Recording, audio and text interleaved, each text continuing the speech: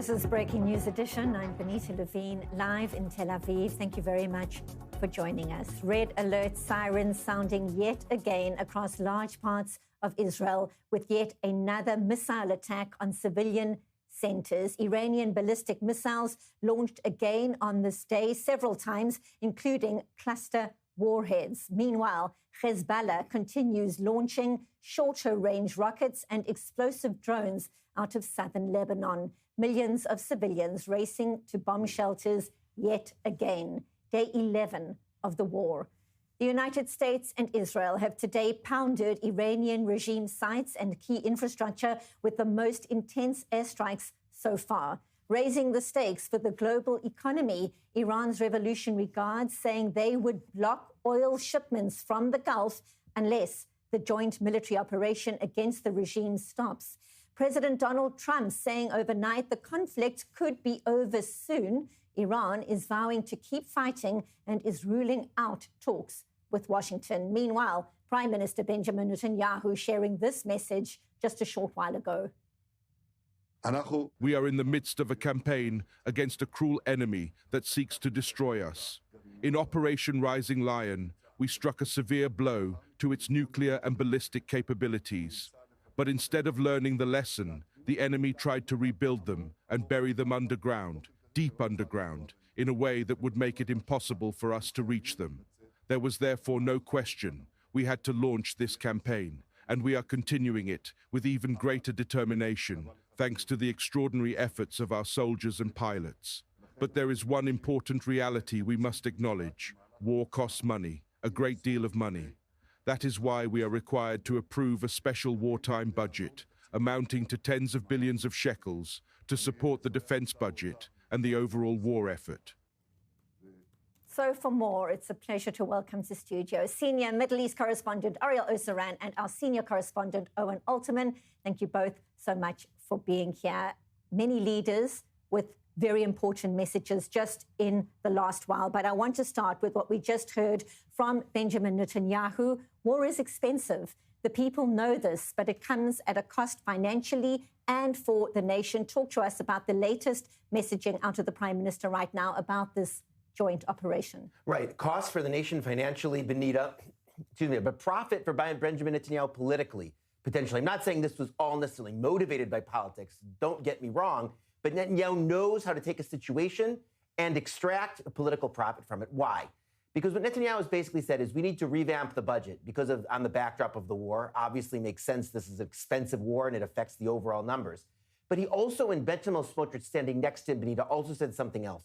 All controversial legislation is going to be put on the side, including the bill to draft ultra-Orthodox yeshiva students, which of course is extremely controversial here in Israel, even more controversial within Netanyahu's own political base, a wedge issue on the Israeli right. And if Netanyahu can find a way to get to elections, keeping his coalition intact, and without having that bill pass, for him, that's a bullseye. He'll be able to go to elections and in a certain way neutralize that issue and be able to try to win the election that way.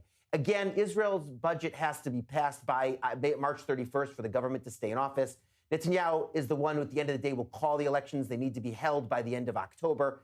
But at least if the budget passes, and the budget passes with the assent of the ultra-Orthodox party, because Netanyahu essentially has dared them and said, I dare you to oppose it on the basis of you're not getting the law you want in the middle of a war, then Netanyahu will have the flexibility to call the elections as early or as late as he wants them to be. Meanwhile, there's a development in terms of what is unfolding right now on the Strait of Hormuz. And there is reporting right now out of CNN about Iranian activity on that front. Donald Trump almost preempting as much, saying if Iran has put out any mines in the Hormuz Strait, and we have no reports of them doing so, his words, we want them removed and we want that done immediately. Senior Middle East correspondent Ariel Osaran, it feels like something major is happening across that strait. Yeah, something is definitely happening because this is a strategic strait that impacts the global economy. But what we've seen in recent days is the Iranians speaking in two voices. We had the Islamic Revolutionary Guards Corps, the IRGC, initially announcing that they have closed the Strait of Hormuz, that no ship can travel. And then you had Iran's political leadership. You had Foreign Minister Abbas Araghchi, who told American media just yesterday that the strait isn't closed, simply no one is passing through because it is a dangerous area. Who has made it dangerous? Only one, or we can say two. It's the Iranians and the Houthis are endangering travel in the Strait of Hormuz and the Red Sea, other parts. No one else is targeting vessels there. The only vessels that are being targeted in the seas are Iranian naval ships by the U.S. Navy. And so when Iran says that it is not closed and they are not closing it, they are trying to provide themselves plausible deniability. But moving forward, we are seeing that the threat by the IRGC that they will not allow any oil to be exported from the region to the enemy, which are Israel and the United States, or their allies, which is largely the entire Western community. This is once again the IRGC threatening, but then you have the political leadership saying, we're not doing anything, we have nothing to do with this. And moving to the threat of mines, this solidifies Iran's plausible deniability. It allows them to target ships in the Strait of Hormuz, but without it appearing to be them conducting it. So once again, Iran playing a two-faced game, but ultimately the Strait of Hormuz and the global economy is being threatened by one party and one party alone, and that is the Islamic Republic of Iran. Very concerning developments on that front indeed. Oh, and there's so many questions about what all of this means for the people of Iran. We know about the military strikes. We know that both countries are saying that they are extraordinarily successful at this point. But there's such an interesting message from Benjamin Netanyahu just moments ago to the people of Iran, taking to social media to say, we are waging an historic war for liberty. This is a once-in-a-lifetime opportunity for you to remove the Ayatollah regime and gain your freedom. Together with the United States, we are hitting, quote, the tyrants of Tehran harder than ever. That's the message from the Israeli Prime Minister 11 days into this war, laying the groundwork for exactly what to unfold on the ground. Right, Benita. Netanyahu, again, with this message, there's parts of it that are old and that are familiar, and there are parts of it that are new and interesting. Of course, not new for Benjamin Netanyahu to come out and call for the Iranian, and try to forge a bond with the Iranian public and call for them at some point to go out and to give them support to go and take out the regime. We heard this in the first day of the war, both from Netanyahu and Trump, that this was a core strategy of the war, that the regime would not be brought down by the United States and Israel, but the United States and Israel would lay the conditions and pass the baton then to the Iranian public for there to be a color revolution in Iran and bring down the regime. There are some new elements here, which, especially given the backdrop of the last 24 hours and all of the questions about timing, that are interesting. Netanyahu writes, in the coming days, we will create the conditions for you to grasp your destiny. Benita, putting a timeline on this, not weeks, but days, bringing up the timeline, even if he said in the first day of the war that it would happen at some point. Now there is a sense of timing and more of a sense of imminence. And then Netanyahu adds, when the time is right and that time is fast approaching, we will pass the torch to you. Again, Netanyahu saying that there will be a time when he seems to will say explicitly that it's time for the Iranians to move into the streets. The backdrop, Benita, Donald Trump's speech last night, Israel time, essentially saying that the war is closer to its end than it is to the beginning, using the past tense in parts of the speech, making some in Israel nervous about Trump's intentions.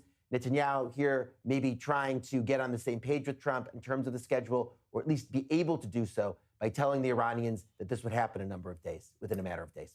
Gentlemen, stay with us. So much more to discuss. We were talking about the cost of war. Well, the Pentagon is saying 140 American service members have been wounded since the start of the war with Iran. Spokesman Sean Parnell saying the vast majority of those injuries have been minor and more than 100 troops have already returned to duty. However, 8 service members are currently listed as severely injured. The figures offer the first broader look at the toll on U.S. forces following retaliatory rocket and drone attacks launched by Iran. Those strikes have also killed 7 American soldiers in Kuwait and Saudi Arabia since the conflict began.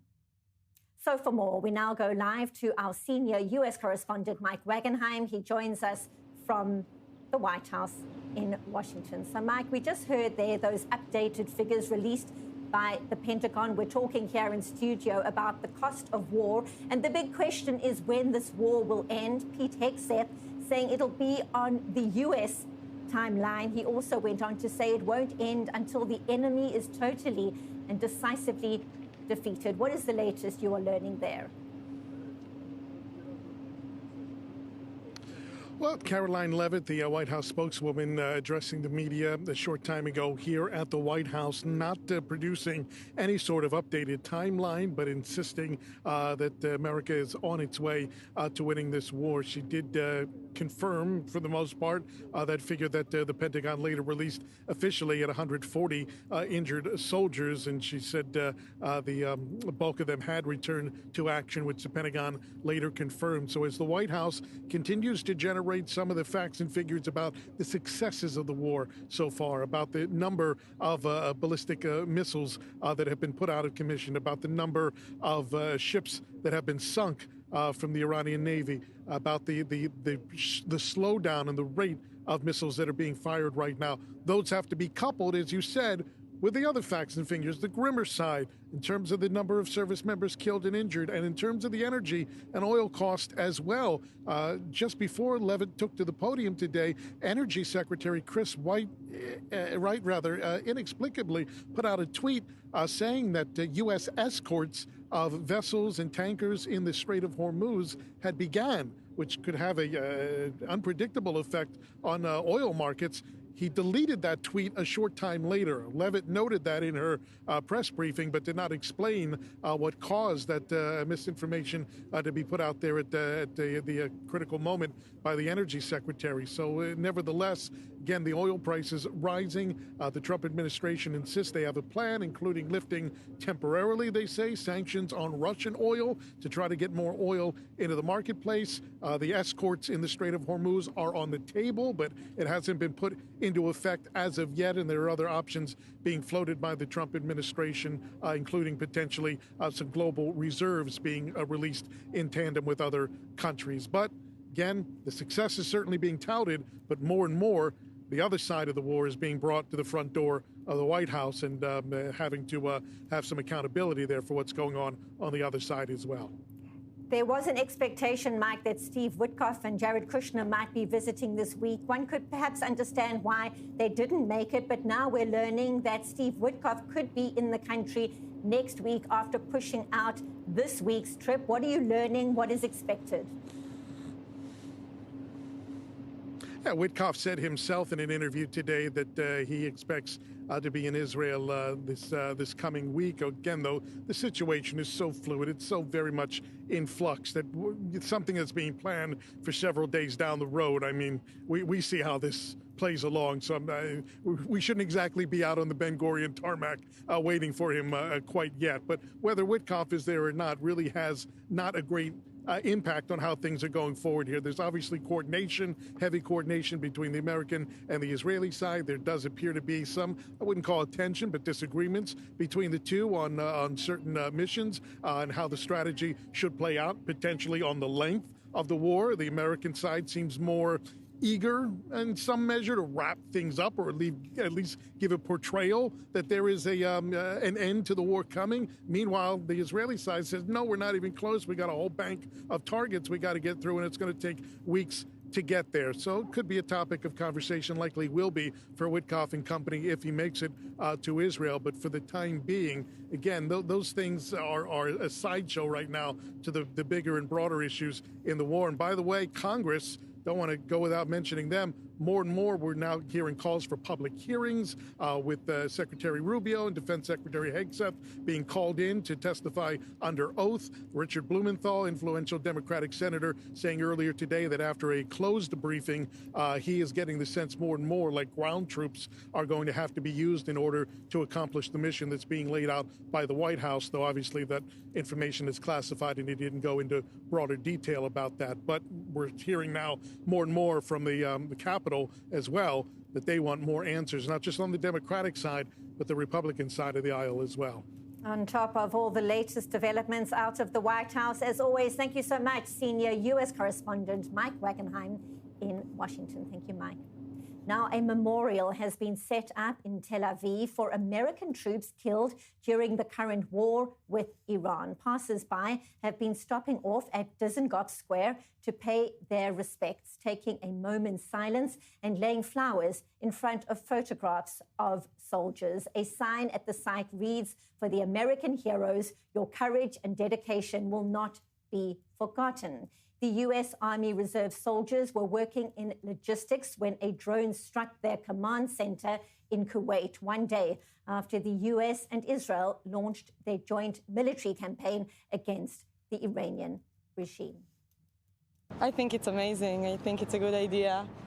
Both of the countries are fighting together against the common enemy. And I think it's really beautiful to see the solidarity between the people. And I agree that those people were fighting for the same reason we are fighting now, and the same reason that my boyfriend is in the army right now, and a lot of my friends. And I really like it. This American memorial for the American soldier that killed in this war is very, very emotional for me. I feel nearly the same emotion as the Israeli soldier killed, and I think it's very, they deserve it. They deserve this memorial, and because they are really important for us, they help us a lot, and I'm really happy about it, and feel very, very good that this memorial for the American soldiers has been done. A very moving sentiment indeed.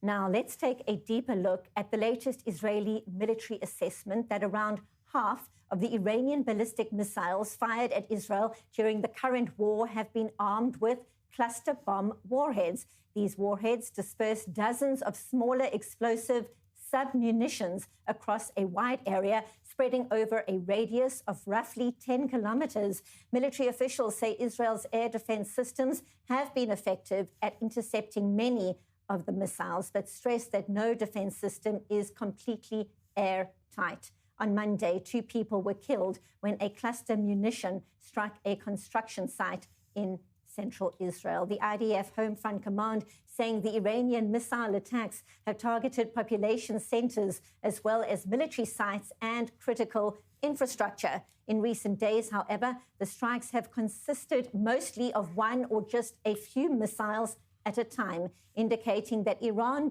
may be struggling to launch larger coordinated barrages.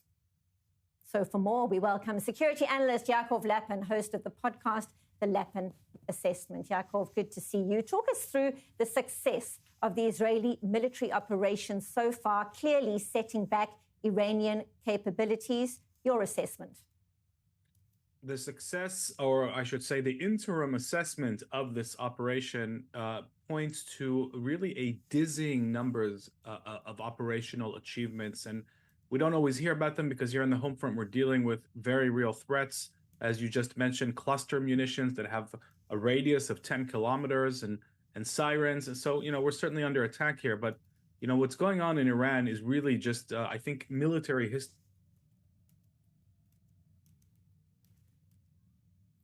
And it appears we have a problem with that connection. We're now going to come back to studio, and we will get back to Yaakov later on in the broadcast. So I want to pick up with our senior Middle East correspondent, Ariel Osseran, exactly what we're discussing right now, the ability of Iran to target civilian sites and the fact that Israel and the U.S. together have clearly set back Iran's abilities to do just that.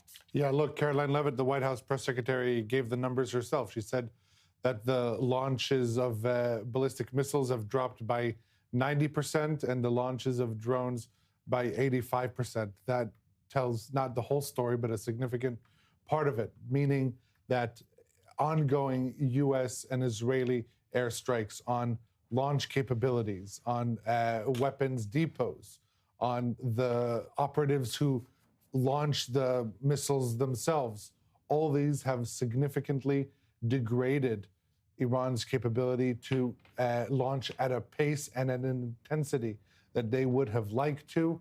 We are now approaching the 12th day of this war, and if we compare it to the entire 12-day war back in June, We are in a completely different situation now with regards to degrading Iran's ballistic missile launch capabilities, both at Israel and also at the other countries in the region.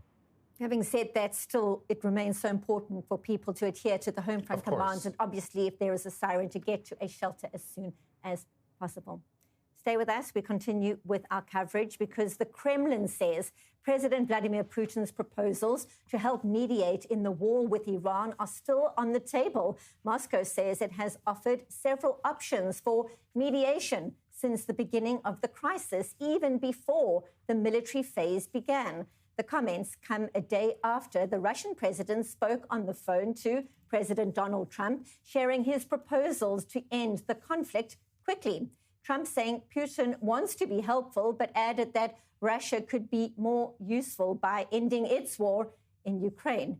Moscow has a strategic partnership treaty with Tehran and has condemned the U.S. and Israeli military campaign against the regime. U.S. envoy Steve Witkoff telling CNBC earlier that Russian officials had told Trump they haven't shared intelligence with Iran during the war. So for more insight, we welcome Piotr Curzon, former UN official and geopolitical expert and host of the Global Gambit YouTube podcast. Thank you so much for your time. So Russia says Vladimir Putin's mediation proposals for the Iran war are still on the table. How seriously can anyone take Moscow's offer to broker an end to this conflict? Vladimir Putin has his hands full, it seems, with his 4-year war on Ukraine. He does. Thank you for having me. And much like Trump seems to claim that he is the peacemaker or the president to end forever wars, Putin is also seemingly trying to position himself as a peacemaker in the Middle East, despite what he's doing on a daily basis against Ukraine. Now, I think there's a couple of reasons for this. Firstly, Putin benefits from the surge in oil prices, but I'll come to that more specifically in a second because there's a longer term benefit that he's trying to negotiate, I think. It's also about optics. Russia wants to be seen as a major player. And of course, it would be unwise to perhaps discount Russia given its nuclear arsenal or just its size. Some people claim that that's overstated, but Putin basically wants to ensure that Russia remains an active player in the Middle East. They've lost out with the change of government in Syria, with Iran being severely undermined, and generally because of Russia's focus on Ukraine, Russia's ability to project power has been severely diminished. So Putin likes to position himself as a mediator, play up to the crowds that think he is the correct party in the war in Ukraine, such as in Africa or parts of Southern Asia, perhaps. And because he also knows he has a unique relationship with Trump, which he can leverage, hopefully, in the longer term. Well, it's clear how he might benefit, but if he were to mediate, what kind of leverage does Moscow actually have over Iran? And could that translate into real influence on the battlefield or at the negotiating table? Russia doesn't have as much leverage over Iran as you might expect. Their relationship is largely materialistic, and Moscow mainly gets its support from China in vis-a-vis the war.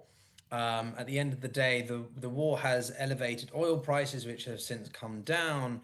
But the point was that for China, which was obviously concerned about this, Russia can fill the gap. The Iranians are no longer able to do with, and so China doesn't really care where it gets its energy from, who's supporting it more consistently, and that's a benefit for China. And so for Putin, his relationship is more, again, one of a pragmatist. His strategical patience is very important here. And ultimately, the leverage that Iran did have, perhaps, which was the Shahed drones and this unique development of these capabilities, have been developed by Russia in-house, so to speak. So Iran doesn't have that leverage anymore. And we don't really know what the personal relationship of Putin would be like with Mojtaba Khamenei, which I think is one of the more critical elements here. As part of any autocratic system, the personal relationship between the leaders at the head is very crucial. And ultimately, I think it comes down to how well the Iranians can outlast the Americans and whether Putin can more gain concessions from Trump, which I think he's banking on quite a lot. There's certainly many scenarios that could play out and many dynamics amongst these various powerful leaders. As the US president suggested, perhaps Putin could be more helpful by ending the war in Ukraine instead. We wait to see how it all unfolds. Piotr Curzon, as always, appreciate your insights. Thank you for being with us on this Breaking News edition. Thank you very much for your time. Now, a quick break. When we get back, our coverage continues on this Breaking News edition. Don't go anywhere. Much more to discuss with our panel here in studio, plus experts abroad. Stay tuned. Don't go anywhere.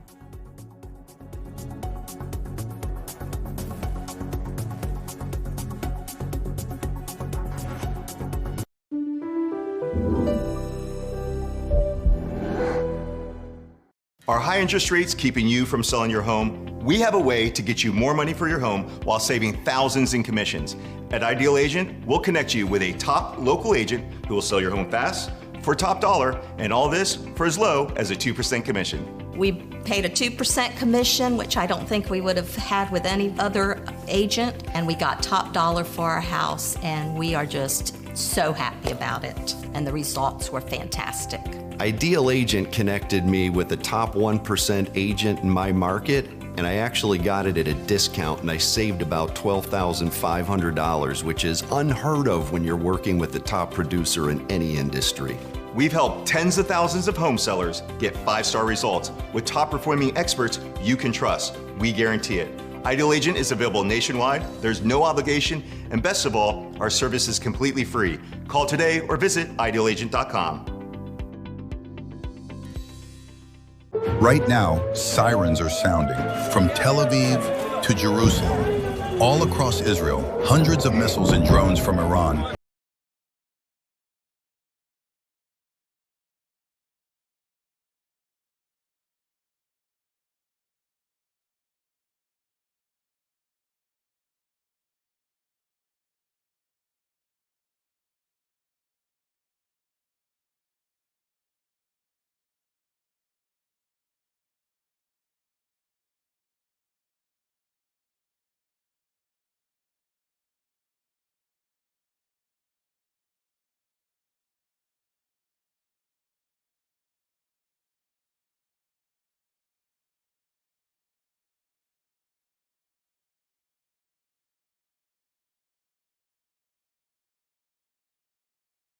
the QR code and stand with Israel now. Do you suffer in pain? Are you stiff, tense, or less active than before? Introducing the EasyWell Remedy Massage System that combines the incredible effects of vibrational therapy, targeted deep tissue shiatsu massage, plus soothing infrared heat. A triple fusion of therapeutic experiences. Full body vibrational therapy increases blood circulation and reduces inflammation. Look at these beads moving from the powerful vibrational motors. It's like 1,000 little fingers just vibrating my body from head to toe. Infrared heat penetrates deep to reduce pain, soothe, and relax. Remedy gets in there and helps deal with the source of the pain, so you feel much better. The Ultra Shiatsu pillow with 6 infrared heated nodes mimics a professional massage. Plus, it's detachable for deep relief anywhere you need it. It's just something that you're gonna have to feel for yourself. Experience the true remedy for your pain and stiffness. Call now. You live in Israel or you are preparing for your Aliyah? Congratulations. You have a smartphone? Perfect. Download the Olim app for free and discover everything we have to offer. Booking medical and administrative appointments, bills paying, debt verification, instant translation, contractor recommendation, request tracking, and much more. And if you can't manage it on your own, our team speaks your language and assists you with all your procedures in Israel, starting from 199 shekels per month, unlimited and for the whole family. Don't hesitate any longer. Download the app or contact us.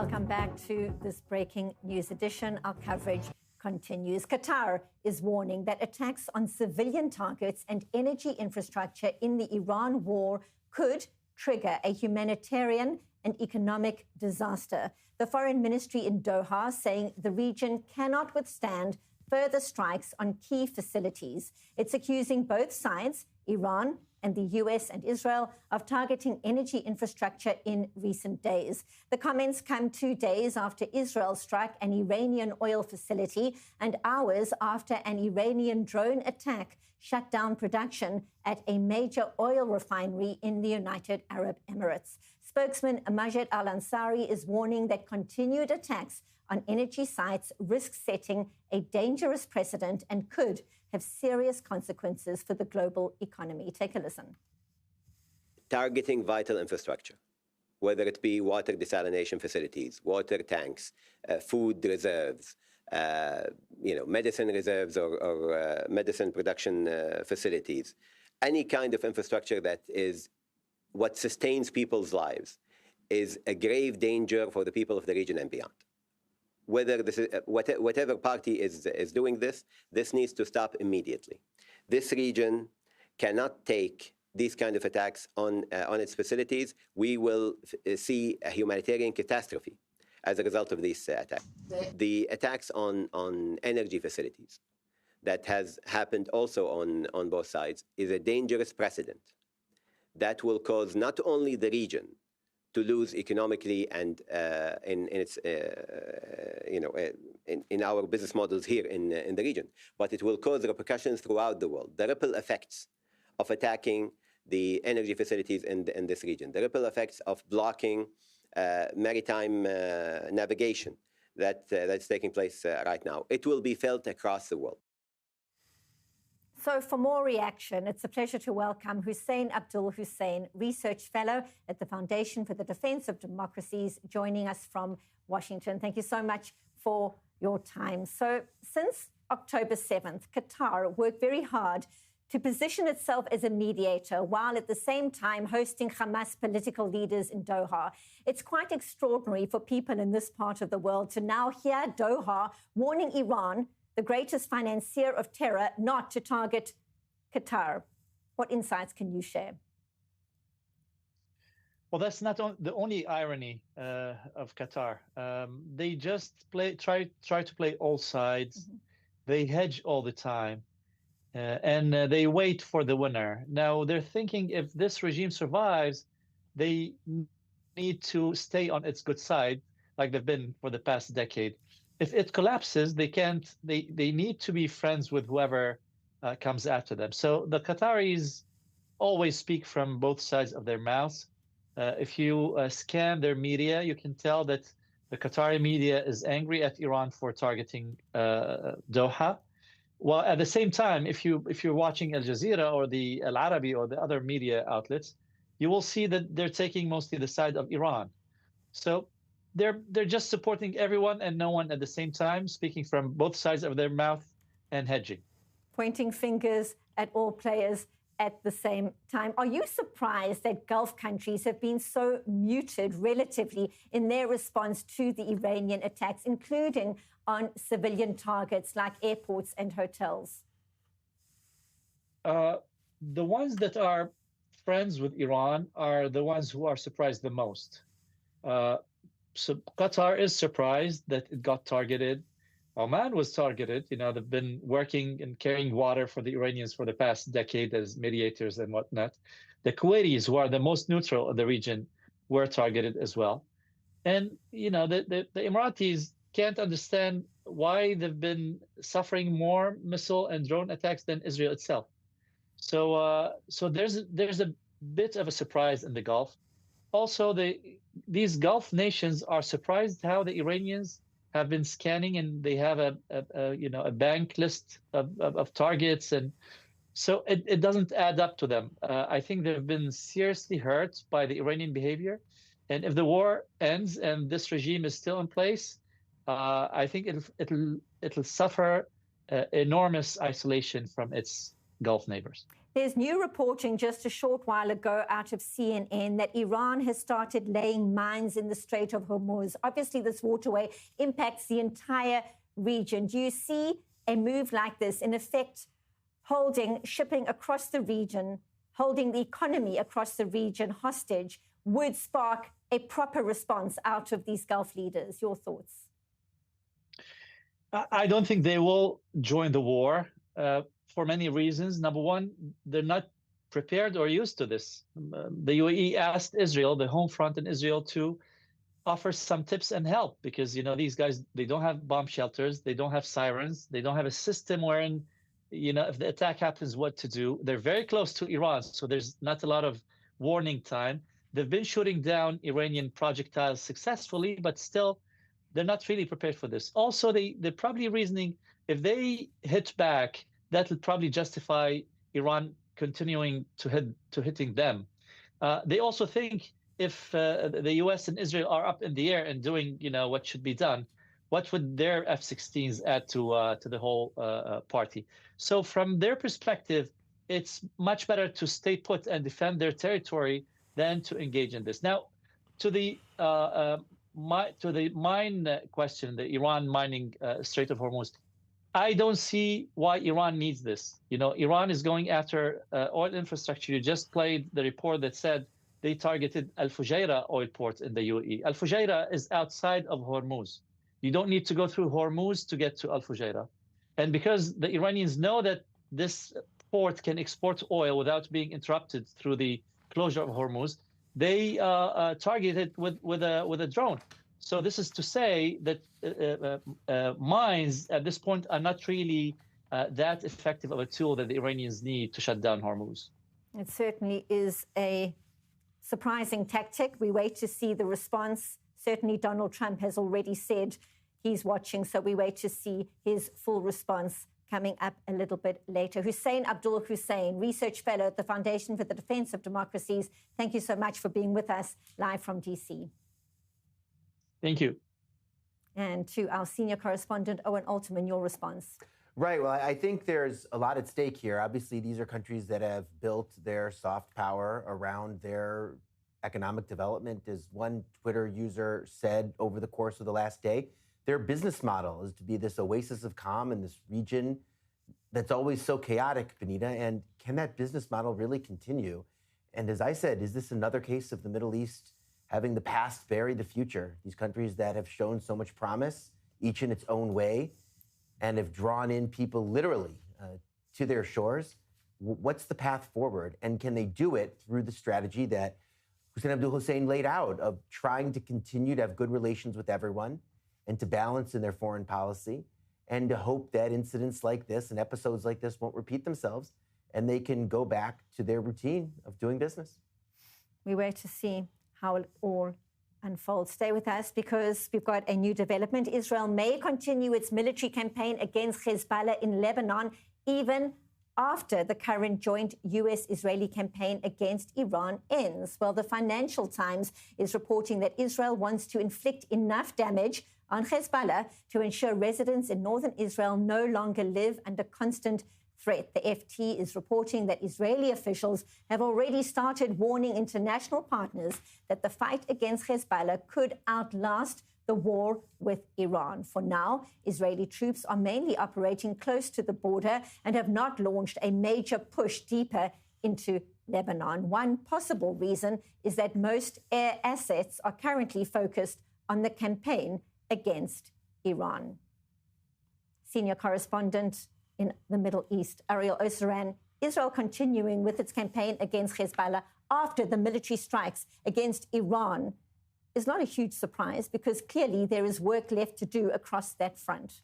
It's not a huge surprise, and I gotta say Hezbollah made a big miscalculation because everyone knew that Israel was just waiting for Hezbollah to give the IDF the opportunity to finish the job or at least to, change the situation in order to further degrade Hezbollah's capabilities. And Hezbollah made that mistake. And what Israel is doing now, it is resuming to its pace of attacks against Hezbollah infrastructure, be it in Beirut's southern suburb, the Daqiya, what we're seeing right now, the plume of smoke from, also ongoing strikes in southern Lebanon. in the Bekaa Valley, which is the arms depot of Hezbollah, more further away from the border. Israel is taking this opportunity to go after Hezbollah and to really try and finish the job. Now, as far as Hezbollah is concerned, they have also resumed a very high intensity of attacks against Israel, to many surprise. We're talking about just the other day, they had 34 attacks in a single day. That is a number resembling the pace of their attacks 2 years ago. But what has changed? Two main things. One, if, for example, they fire now at Mount Meron, they're targeting Mount Meron like they did 2 years ago. 2 years ago, they would attack it with 40 missiles. Now they're attacking it with 4. So they still maintain the launch capability, but not with the same arsenal or with the same amount of operatives who are trained to carry out these attacks. But there's another thing. The reason why we saw during the war with Hezbollah over 100,000 Israelis being evacuated from their homes was not from the missile, from the rocket threat, nor from the drones, but it was from the anti-tank guided missile attacks that systematically took out the homes of civilians on the border communities. It really went street by street and just targeted every single home. And Israelis could not live safely under that reality. And so they were evacuated. What we have now is we have, under Israel's new defense doctrine, you have ample Israeli military presence in southern Lebanon posing as a buffer. And so as long as the threat from Hezbollah remains, Israeli forces are going to stay in southern Lebanon, providing the residents of northern Israel that buffer. And we are not seeing, unlike 2 years ago, any evacuations from Israel's northern border communities. That could happen if Hezbollah were to ramp up their attacks to escalate the situation. But Israel has established a security reality on its northern border and in southern Lebanon to the effect that it's the Israeli forces that are serving as a buffer, providing Israel the strategic depth that it lacks geographically. And moving forward, this is going to be very significant to provide Israel the home front depth to continue to go after Hezbollah, even once the war with Iran is over, and they will be able to intensify, perhaps, even their attacks against Hezbollah. And how would all these intense attacks, Owen, impact reporting we discussed before from Axios about efforts towards some kind of diplomatic resolution at this juncture? It seems highly unlikely. Right. Well, again, according to that Axios report, Panita, both in the United States and also in Israel, the diplomatic overtures were rebuffed, right?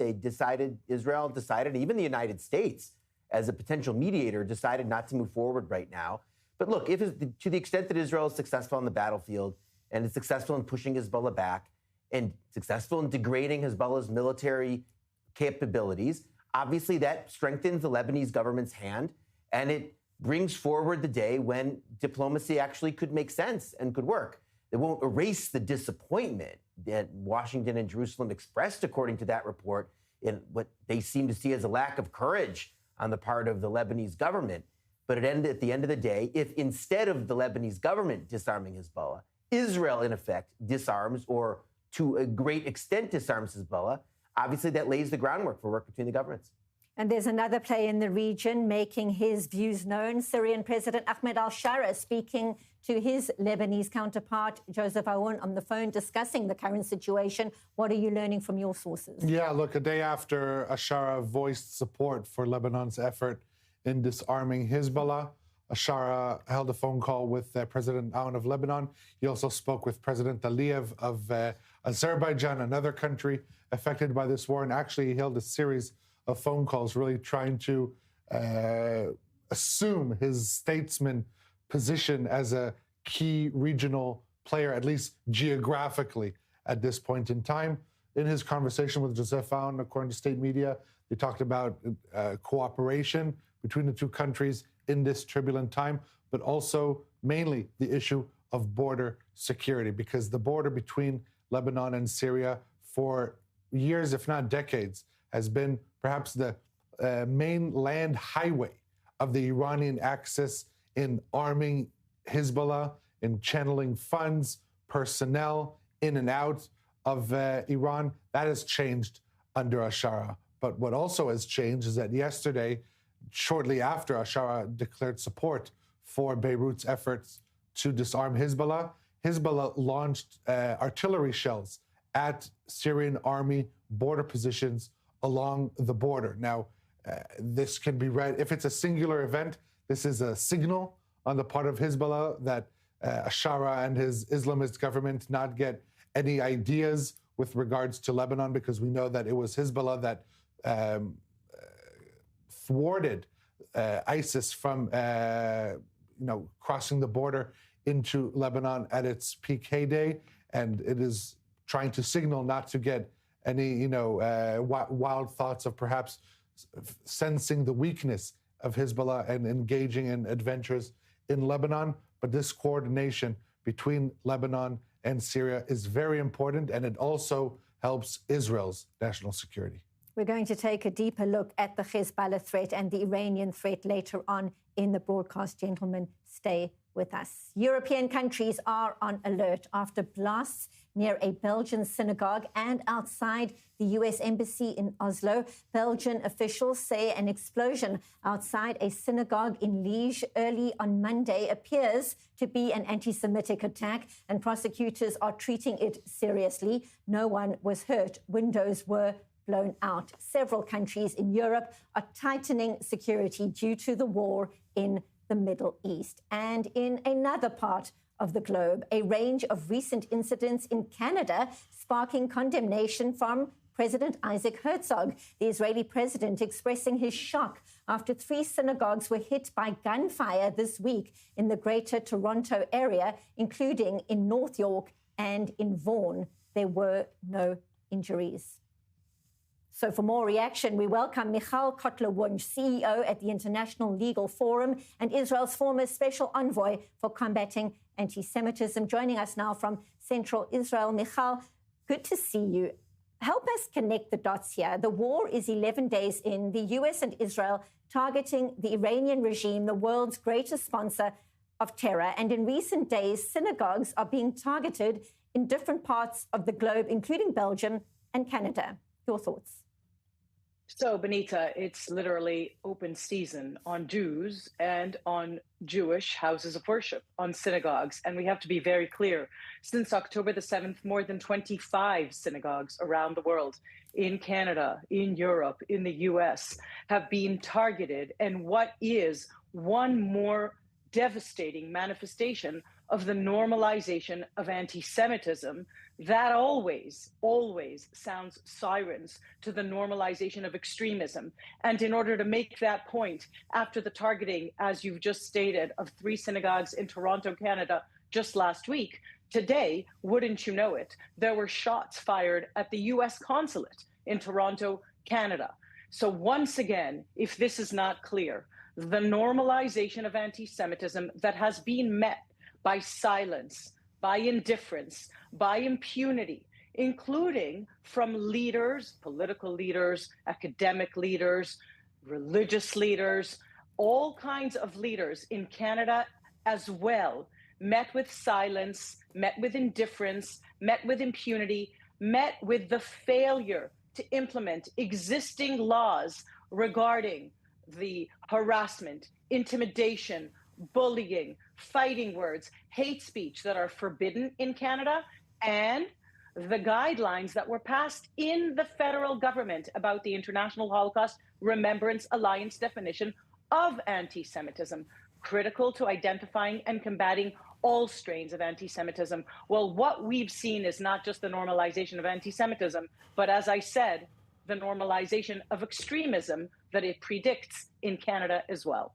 What then can communities be doing about this lack of response in terms of investigation, in terms of prevention as well? Are Jewish community leaders getting in touch with authorities? Are they speaking to political leaders? What does it look like tangibly? What can they be doing to make a real difference so that this doesn't happen again and again? We keep on speaking about these kinds of hate crimes. It is getting alarmingly high. It is unacceptable that we continue sort of making do with the words such as there is no place for anti-Semitism, whether it's in Canada or in any other place that we've seen these manifestations. There is place for anti-Semitism clearly in Canada too, and Jewish leaders and non-Jewish leaders, because this is not, as anti-Semitism is not about Jews. It is about anti-Semites. It is about Canadian values, and all Canadians and all Europeans and all Australians should be reeling at the fact that there are attacks of houses of worship, of synagogues, in what is clearly the manifestation of the modern strain of anti-Semitism, that is anti-Zionism.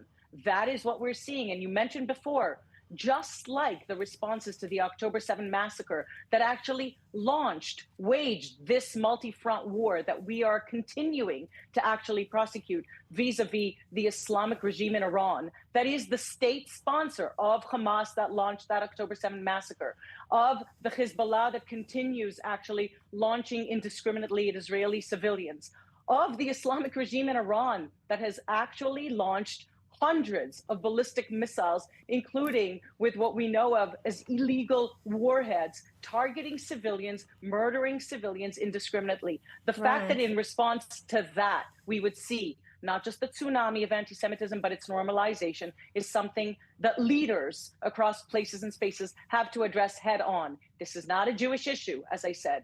It is the issues of the societies that have enabled this modern mutated strain of anti-Semitism to predict the extremism that threatens those societies. No doubt about that. Michal Kotler-Wunsch, always appreciate you being with us. Thank you for your time on this Breaking News edition. A disturbing situation indeed. Thank you, Benita. Now, residents of the northern Israeli town of Metula are under fire from Hezbollah in Lebanon and from Iran itself, but the residents have no plans to evacuate. More in this report. Welcome to Metula, Israel's northernmost community. A day after sirens sounded in the town and incoming missiles from Lebanon were intercepted, the streets look calmer. מאחוריי נמצאת הגדר, ואפשר לראות את הבתים בדרום לבנון. ומצד שני, מרחק קצר מאוד אחד מהשני נמצאים בתי התושבים. המושבה מטולה חשפה במהלך המערכה הקודמת פגיעות קשות, טילי נ"ט, בורקן ועשרות סוגי טילים שגרמו לנזק עצום במושבה. חלק מהתושבים אפילו לא חזרו. אבל יש הבדל אחד משמעותי בין המערכה הקודמת למערכה הזו, וזה הרוח של התושבים. אצלכם החשש הוא יותר גדול, כי זה קודם כל הפיצוץ, רק אחרי זה ההזעקה. זה נכון, אבל אנחנו למדנו לחיות וללמוד מה זה ירי שלנו ומה זה ירי מהצד השני. ברוב המקרים אנחנו מזהים. תמיד קיים חשש, אבל מתגברים על זה, התרגלנו לזה. למעשה באוגוסט 1970, ארבעתנו נפצענו פה במלון ליד, ישבנו פה בתור בני נוער על מרפסת ונפצענו בהפגזה של הפתח. מלחמת לבנון השנייה היא הייתה 50 יום, ואז לא היה לנו לא כיפת ברזל ולא מקם שמתריע מפני בואם של רקטות, והיינו פה ועבדנו פה. Many of the residents have already grown accustomed to the new routine of sirens, fire and prolonged stays near protected spaces. But there are those who try to maintain a routine as much as possible. In the center of the town, the local coffee shop opened as usual this morning. The owners say they choose to open up, despite the fire and the fear, because for them, the very fact that the place is open is a statement. We're here and we are not going anywhere. קפה קצת יותר פתוח, אתמול חצי היה כזה מקופל, עבדנו במתכונת מצומצמת, שוב, בהתאם להנחיות, אבל חייב לחיות ליד זה, לא לתת לזה לנהל אותנו, אחרת נלך לאיבוד. אני יודעת שהצבא עושה את העבודה שלו בצורה נפלאה, אני יודעת ששומרים עליי, זה עוזר לי להירגע. גם האנשי ביטחון פה במושבה מאוד כל הזמן מרגיעים אותנו. אני רואה שגם עכשיו, למרות הפיצוצים שנשמעו, את יוצאת, מנקשת את העשבים, מסדרת את הגינה. בעיסוק שלי, זה הריפוי בעיסוק שלי. לנו זה לא חדש, לי ולאנשים בגיל שלי. זה לא חדש. Other residents say that the fear exists, but at the same time, they also talk about a strong community spirit that refuses to be broken. תראה, הטיל מצרר זה היה פעם ראשונה שחווינו את זה. זה עסק מסוכן, פשוט כאנשים רגילים אחרי ההפגזה לצאת מהבית. עכשיו אתה קצת מסתכן, כי אם אתה דורך על דבר כזה אתה מתרומם. הפגזים פה מדי פעם נופלים, והחיים ממשיכים. זה חלק מהחיים. Alongside the attempt to maintain a routine, the message from many here is sharp and clear. If a campaign in the north has already renewed, they expect the IDF to guarantee that once it ends, the reality will be different. צריך לחסל את הדבר הזה באופן סופי. אנחנו מתעסקים איתם כבר 5-6 מערכות היו לנו איתם, והפעם צריך לגמור את זה סופי. אנחנו נהיה סבלניים, אנחנו נהיה שלבים ורגועים, נמשיך לקיים פה את השגרה שלנו. אתם הצבא, תסיימו את העבודה פעם אחת עד הסוף. Metula may be at the edge of the Israeli map, but in days like these, it is right on the front line. And the residents here say one thing: if it started again, then this time it also needs to end. זה המדינה שלנו, זה המושבה שלנו, זה הבית שלנו, ואנחנו אין לנו לאן ללכת. אנחנו נשאר פה ונחזיק את הגבול כמו שצריך, ובסופו של דבר צריך לחיות. אנחנו לא מפחדים מאף אחד. Resilience personified. Well, we're taking a quick break. When we get back, our breaking news coverage continues. Stay tuned. Don't go anywhere.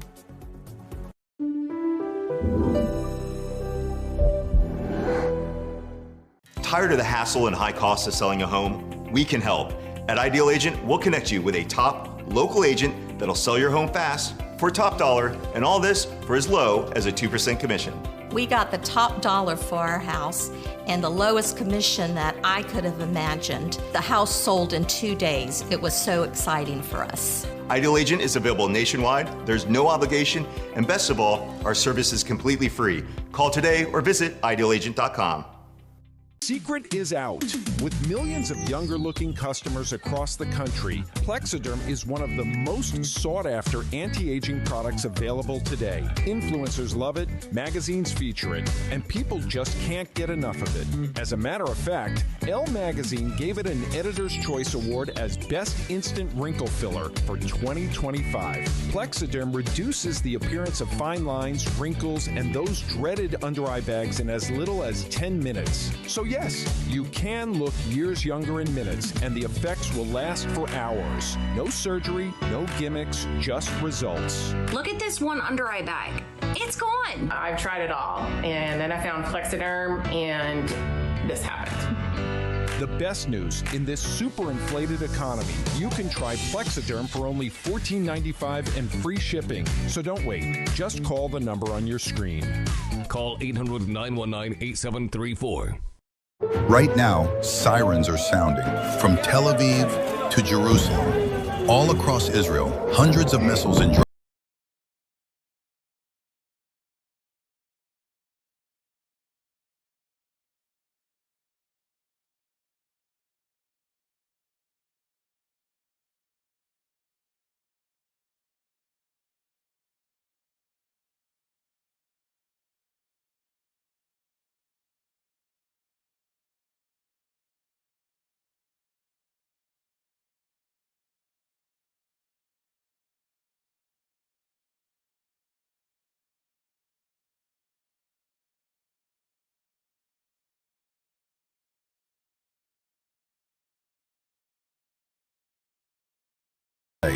Give $45 now.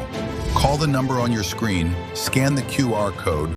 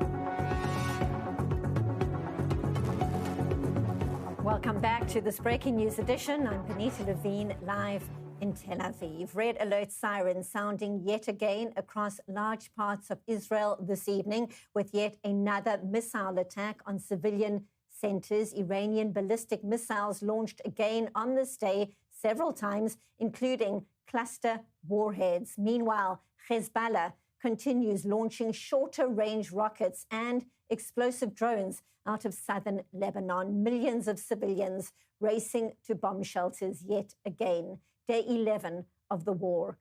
The United States and Israel have today, meanwhile, pounded Iranian regime sites and key infrastructure with the most intense airstrikes so far, raising the stakes for the global economy. Iran's Revolutionary Guards saying they would block oil shipments from the Gulf unless the joint military operation against the regime stops. President Donald Trump saying overnight the conflict could be over soon. Iran is vowing to keep fighting. More in this report. We're ahead of our initial timeline by a lot. I would say that we probably would not have thought after a month we'd be here. Mixed messages from President Trump are leaving more questions than answers about how this war with Iran actually ends.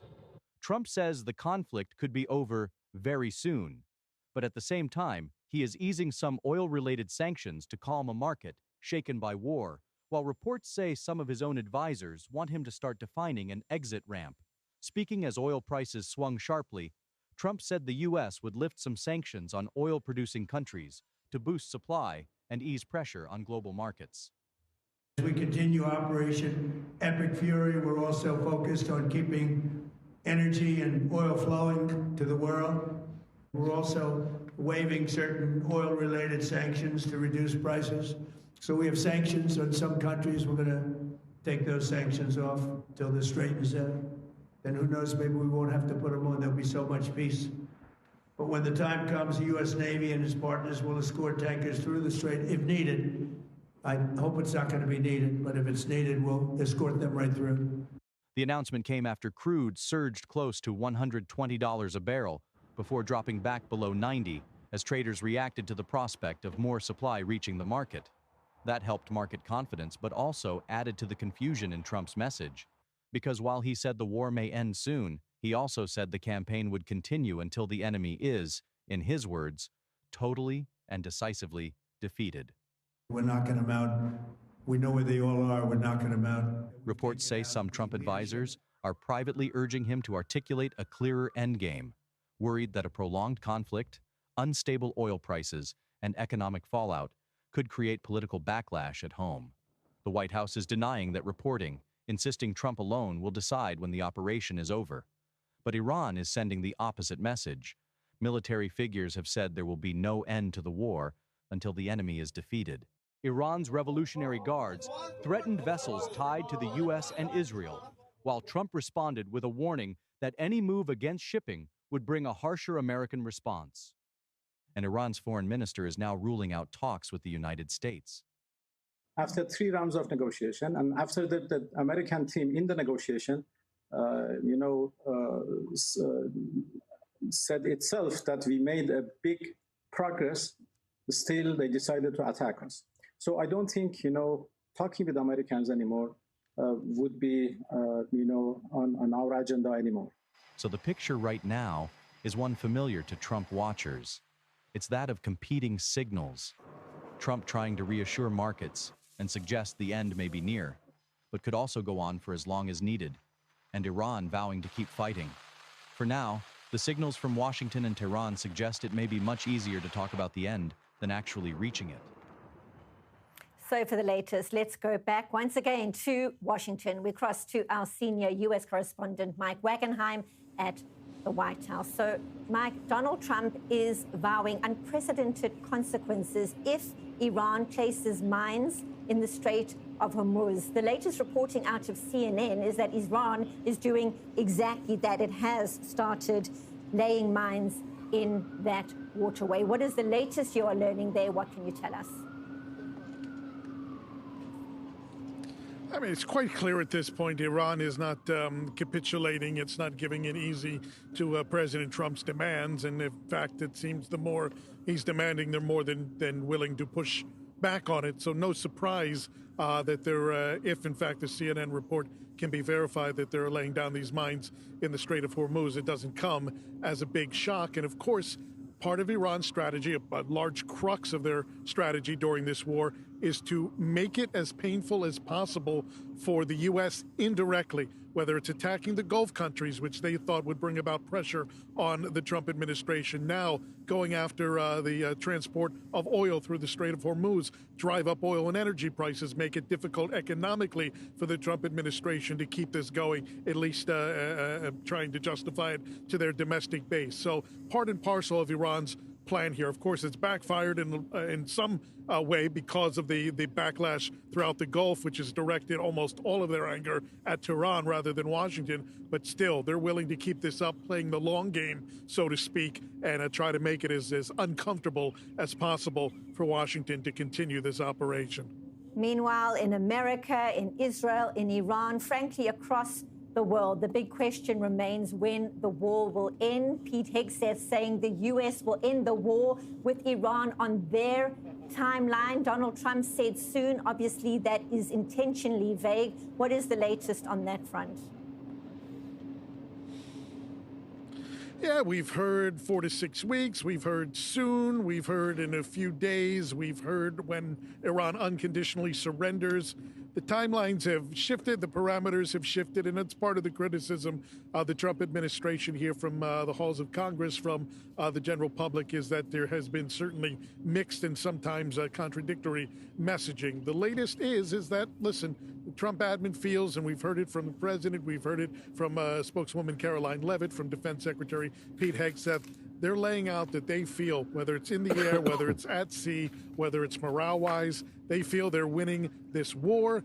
There's still a ways to go. They still have some things to accomplish. What is left to accomplish? Well, not really laid out in full view. And of course, if we don't know that, then we don't really have a good estimate of when this conflict will actually come to an end. Don't forget as well, there's still that matter of now there's the new supreme leader, which obviously was not of Trump's choosing, and what to do about him and whether the war will officially be over, be declared a victory with a non-Trump leader or approved leader there installed in Iran. That has to factor into the equation as well. Thank you so much. Senior U.S. correspondent Mike Wagenheim, live from the White House in D.C. Thank you, Mike.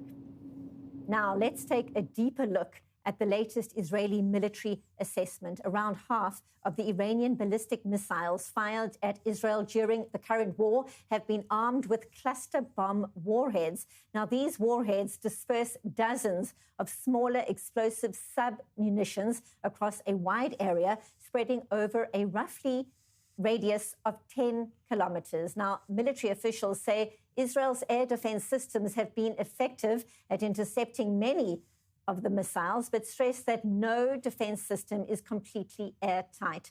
On Monday, 2 people were killed when a cluster munition struck a construction site in central Israel. The Home Front Command saying the Iranian missile attacks have targeted population centers as well as military sites and critical infrastructure. In recent days, however, the strikes have consisted mostly of one or just a few missiles at a time, indicating that Iran may be struggling to launch larger coordinated barrages. Senior Middle East correspondent Ariel Osseran, we spoke earlier about the successes of the Israeli military strikes, but how is this being reported or interpreted in Iran itself? Well, as far as what the Iranians are saying, they're saying that they can keep up the current pace of launches for the next 6 months, that they're preparing for a long war, that in fact their ballistic missile capabilities have not been affected at all by Israeli and U.S. strikes. This is Ali Larijani, Iran's top security official, telling this to state media. Really, almost every day, you see at least one senior Iranian official being interviewed on state TV, really telegraphing the most bizarre, obscure, disconnected from reality kind of situation of Iran, its armed forces, the IRGC, trying to portray stability, power inwards, when in fact we know that in reality the situation is completely opposite. The opposite. Israel and the U.S. together have destroyed, according to the heads of both countries' militaries, together have destroyed over 80% of Iran's ballistic missile launchers. That is why we are seeing 1, 2, maximum 3 missiles per barrage, and they have been staggered out hours in between each barrage. The vast majority of these missiles are intercepted, and that is why they are opting for what we're seeing on the screen right now, these cluster warhead bombs. Each bomb carries 80 submunitions in its warhead. If it manages to fragment before being intercepted, then it shows those scenes. Mainly, it is intended for psychological impact to try and sow chaos in Israel. But ultimately, what it does, it weakens the impact of each missile. Rather than having 4, 5, 600 kilograms in a warhead, you have these submunitions of 20 kilograms each. Yes, it spreads the diameter of the impact, but with Israelis largely adhering to the home front guidelines, remaining in the shelters, this is, many Israelis are already saying this has become like the Houthi threat that was an inconvenience but wasn't felt as a significant threat. Now, again, this is not to say, and you mentioned this rightfully earlier, Israelis must not become complacent. That is what the Iranians want.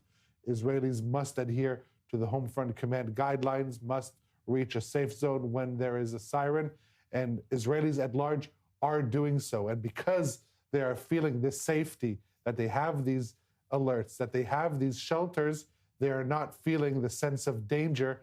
And this gives Israeli military and political leadership the support to continue with this effort, hoping, at least the hope of most Israelis, that this time they will finish the job. That it's a completely different discussion if this current trajectory will lead to the elimination of the Iranian threat. But as far as the support by the Israeli population for this war, it is very much there, and this isn't impacting that. Owen. Very quickly, Benita, Ariel talked about how the Iranian regime to its own public is basically pushing propaganda. It has to be said, outwardly, there is a very organized but devious message. We heard about an hour ago from Iranian Foreign Minister Abbas Araghchi, writes about how it was a lie that Iran intended to attack the United States or U.S. forces. But it's the last paragraph of the tweet that we should pay attention to, Benita. The sole purpose of that lie is to justify Operation Epic Mistake, a misadventure engineered by Israel and paid for by ordinary Americans, playing on obvious anti-Semitic tropes, and again going after the center of gravity on the U.S.-Israeli side, which is the bond between the countries, and the weak underbelly, which is the American public opinion. The Iranians can read the polls, Benita, just as well as we can, and use anti-Semitic tropes, but Jewish control of the United States in order to chip away at it. An initial report just in, the IDF has started an additional wave of strikes on Iranian terror regime targets in Tehran. That coming through just moments ago. Not surprisingly, because Ariel Oseran, we had already heard today, would be one of the hardest hitting moments for the war, and clearly that is playing out as we speak. Indeed, yeah. Just a few minutes ago, we talked about the impact of Israel's and the strikes from the U.S. on Iran's offensive capabilities, on their ability to launch ballistic missiles at Israel, at other countries in the region.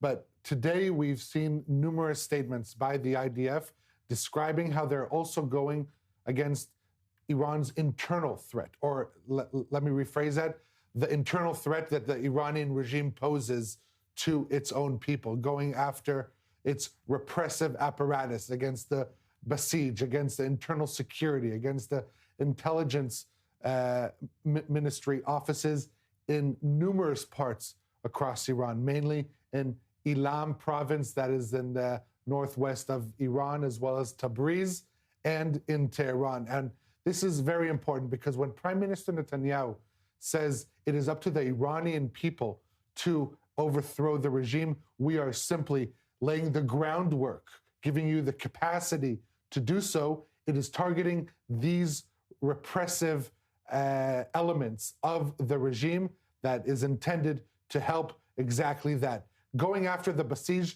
does not help make Iran launch fewer missiles at Israel or make Israel safer in the immediate time frame. But what this does do, it helps the Iranian people in what Israel and the U.S. intend will be the aftermath of this war, is that they will take the baton and continue towards regime change. Talking of exactly that, we go to our next update because Iran's newly appointed supreme leader has not appeared publicly since being chosen to lead the Islamic Republic on Sunday. Mojtaba Khamenei is the son of the 86-year-old Ayatollah, who was, of course, eliminated at the start of this joint U.S.-Israeli operation. The new supreme leader's absence from public view has fueled speculation about his well-being amidst security concerns. There are also questions around the internal consolidation of power inside Iran's regime. Meanwhile, President Donald Trump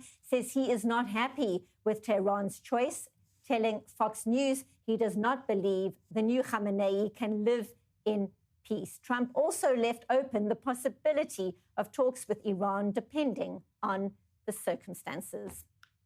Now, for more, it's a pleasure to welcome Vahid Beheshti, political activist and founder of Iran Front, joining us from London. Vahid, thank you for your time. People around the world are thinking about the Iranian people right now, waiting to see how things unfold. And you would have heard Benjamin Netanyahu's message to the Iranian people saying, in his words, we are waging an historic war for liberty. This is a once-in-a-lifetime opportunity for you to remove the Ayatollah regime and gain your freedom. Your response to that message from the Israeli Prime Minister at this juncture in the war.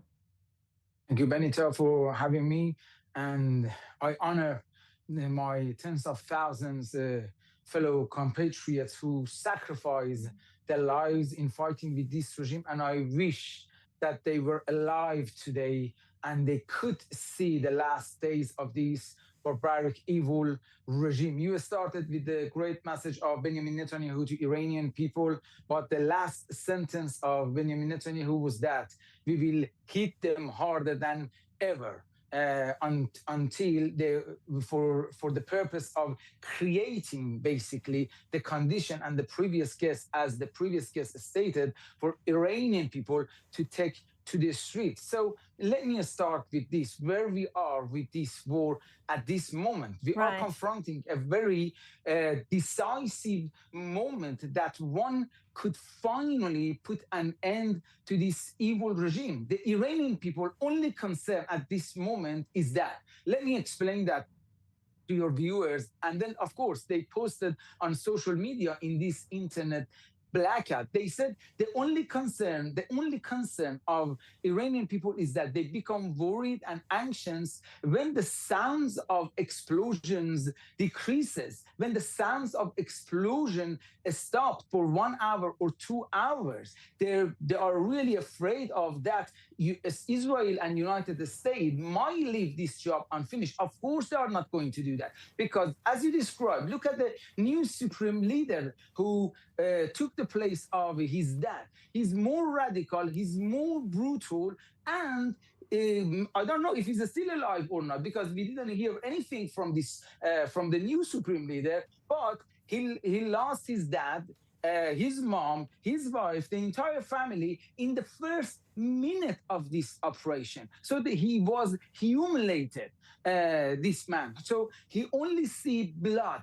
So of course, this regime at this moment is more brutal, is more evil. So the only way we have to continue with this war until the ground, as Prime Minister Benjamin Netanyahu and President Trump realize, is quite ready for Iranian people to take to the street and finish the job. I'm going to finish this part with this. what Iranian people impatiently see, because as we speak, the entire Navy destroyed, the entire Air Force of the regime destroyed.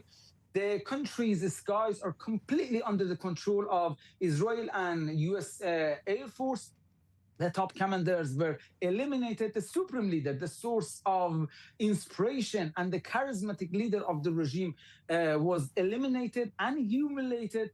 The centers of the Basij, IRGC, and the center of repression are being destroyed one by one in different cities. But what Iranian people are waiting impatiently to see, the forces, the repression forces of Basij and different forces who are stationed at these nights, at the streets and at the checkpoints to be targeted by the drones of Israel and Americans. And what else? They like to see the eulogies. Let me explain what is eulogies. The eulogies of the regime, the reciter of the regime, they are the very influential people of the regime who brainwashing these Basiji forces, these IRGC forces, these nights at the street and motivate them to and make them ready to suppress people. So the Iranian people like to see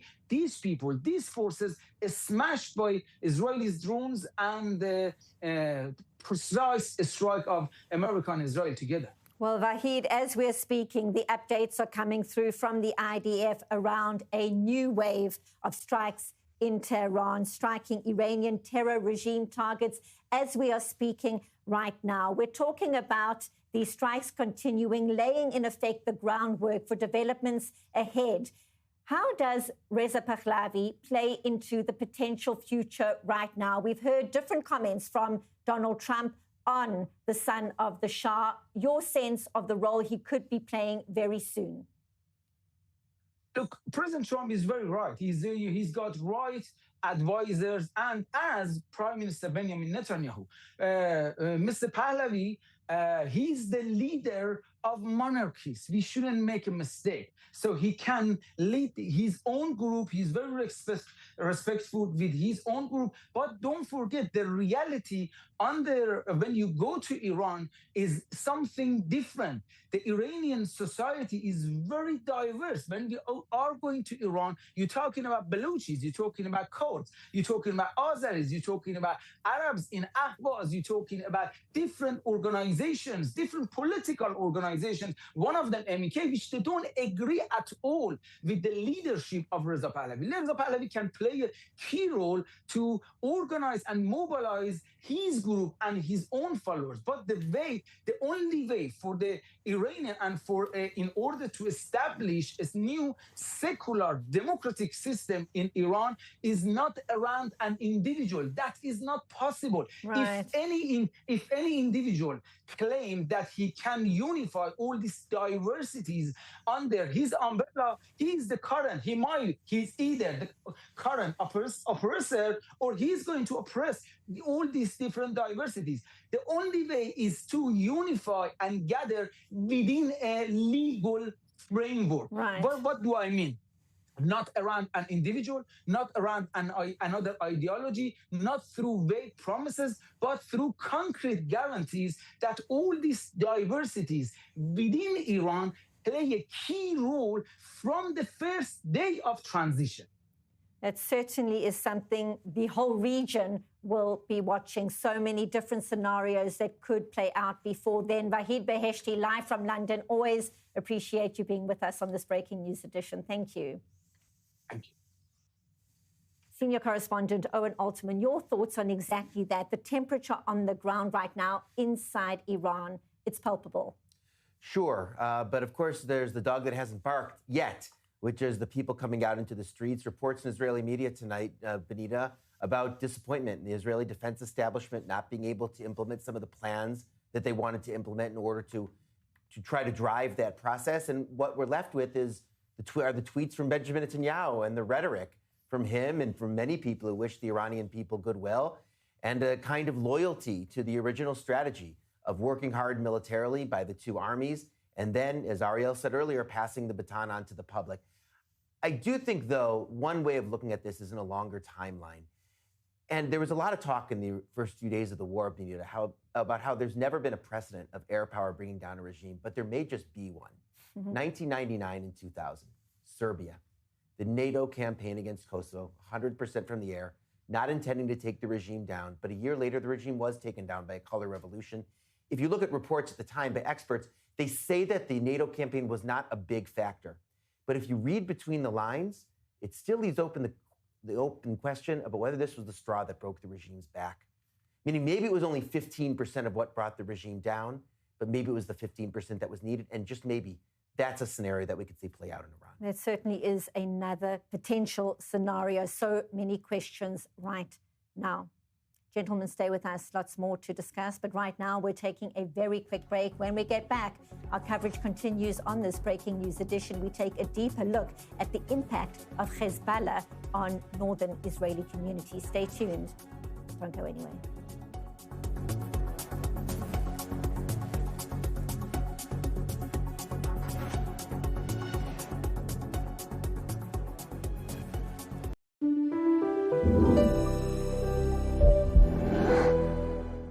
Tired of the hassle and high costs of selling a home? We can help. At Ideal Agent, we'll connect you with a top local agent that'll sell your home fast for top dollar, and all this for as low as a 2% commission. We got the top dollar for our house and the lowest commission that I could have imagined. The house sold in 2 days. It was so exciting for us. Ideal Agent is available nationwide. There's no obligation, and best of all, our service is completely free. Call today or visit idealagent.com. Secret is out. With millions of younger-looking customers across the country, Plexiderm is one of the most sought-after anti-aging products available today. Influencers love it, magazines feature it, and people just can't get enough of it. As a matter of fact, Elle Magazine gave it an Editor's Choice Award as Best Instant Wrinkle Filler for 2025. Plexiderm reduces the appearance of fine lines, wrinkles, and those dreaded under-eye bags in as little as 10 minutes. So yes, you can look years younger in minutes, and the effects will last for hours. No surgery, no gimmicks, just results. Look at this one under-eye bag. It's gone. I've tried it all, and then I found Plexiderm, and this happened.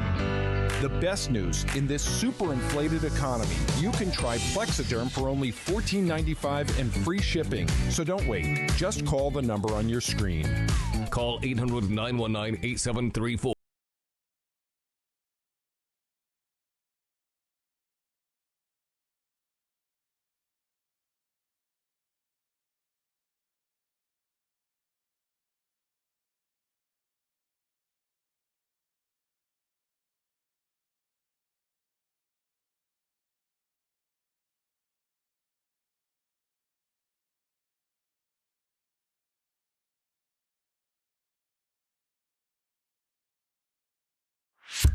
You live in Israel or you are preparing for your Aliyah? Congratulations. You have a smartphone? Perfect. Download the Olim app for free and discover everything we have to offer. Booking medical and administrative appointments, bills paying, debt verification, instant translation, contractor recommendation, request tracking, and much more. And if you can't manage it on your own, our team speaks your language and assists you with all your procedures in Israel, starting from 199 shekels per month, unlimited and for the whole family. Don't hesitate any longer. Download the app or contact us.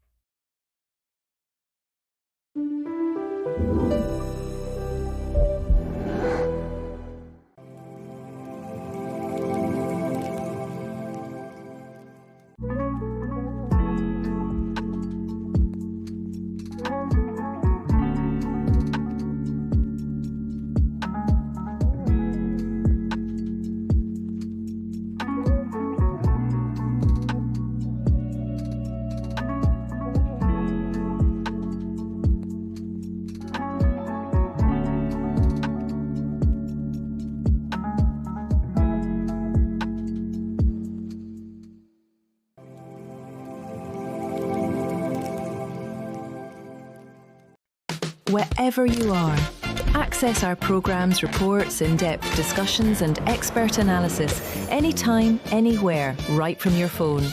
All the content from the i24 News website, the latest articles, exclusive interviews, VOD and live broadcasts is now just a tap away on the i24 News app. So what are you waiting for? Download the i24 News app today.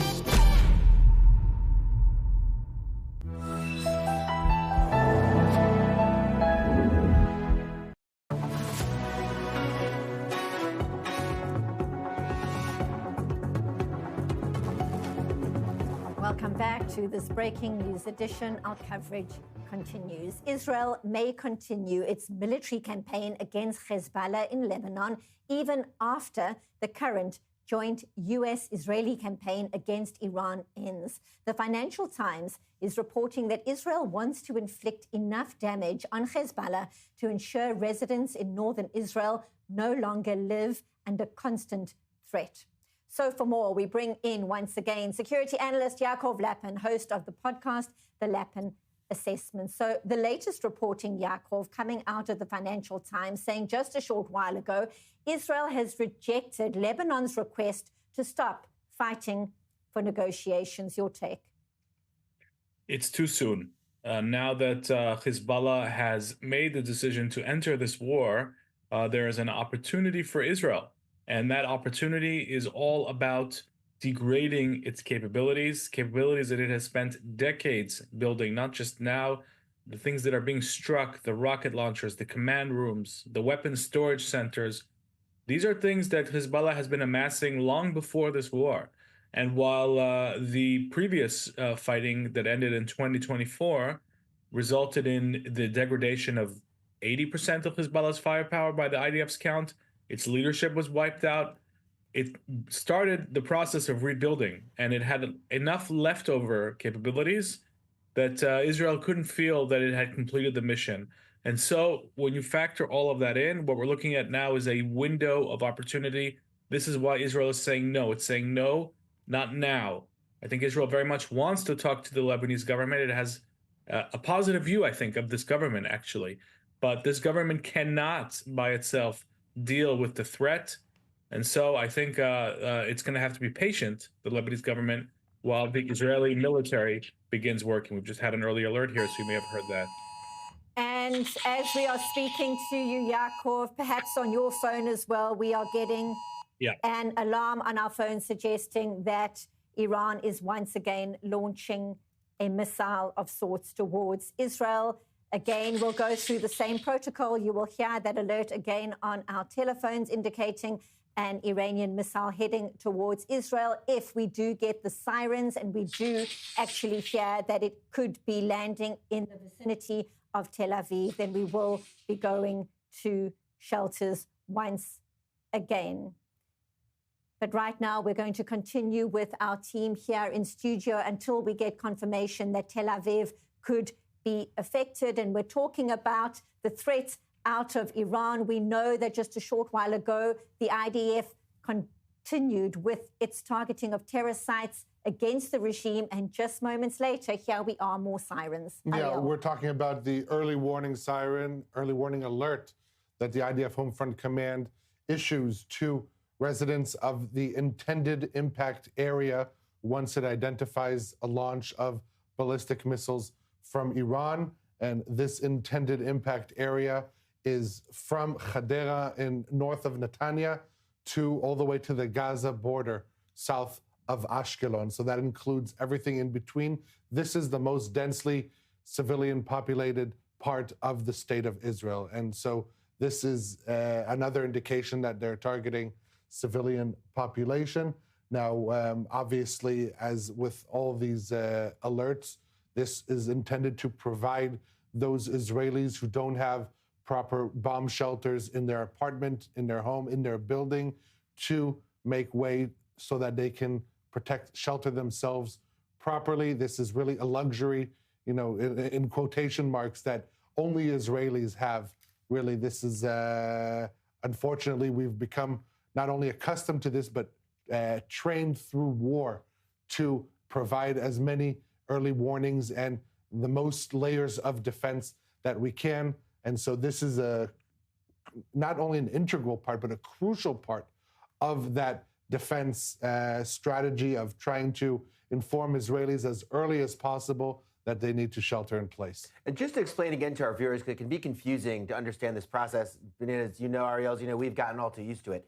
But we get this first early warning, and you hear the now famous sounds from our telephone, which, by the way, overrides any setting on your telephone. If your telephone is on, then that will go off. And that tends to cover, as Ariel said, quite a wide area. It usually means that you will then get a second warning giving you the 1.5 minutes to actually go into the shelter, meaning there is a missile that could potentially be headed your way. But that doesn't always happen, either because the missile is intercepted or the launch fails, and therefore you don't get the second warning, or the air defense system has been able to narrow the area of impact to within the area that Ariel described to a smaller area, and only that smaller area gets a siren. So again, that second siren can be more specific in terms of the geographic area and the expanse that it covers. And our policy here at I-24 News, as you explained, Benita, we stay in studio after this first warning because there may not even be a second one telling us that we actually need to go to the shelter. Of course, we want to be with you as much as we can. And of course, it's worth reminding our viewers that for people like us to get to the shelter, it can take a very short amount of time. But for the elderly, for people who are sick, for people who have babies, for people who have many babies, this is an incredibly stressful time to get everybody together and to get them quickly to a shelter and make sure they do it without tripping on the way as well. Right. And in terms of shelters in residential buildings, buildings that were built since the Gulf War in the early 1990s are required by law to have a shelter in each apartment. So in our apartment, for example, we have house shelter within the apartment, one of the rooms. And we are starting to get reports of sirens, not necessarily where we are, but in surrounding areas. So either we are not in the secondary area where the actual siren is, we were explaining before, or we just haven't heard them yet. But obviously we're on the lookout, and our phones will let us know. But anyway, so newer buildings have safe rooms within each apartment, which is obviously the easiest. Your kids can actually sleep in the safe room, so they don't have to wake up at night, and the family has a place to go. Other buildings will have a shelter for the entire building, so the neighbors get to know each other, going downstairs and being downstairs in the shelter. And older buildings don't have it at all. And then you are going to public shelters that have been opened, even to the light rail stations, some, although not all parking garages. And there, obviously, we've seen those pictures of community.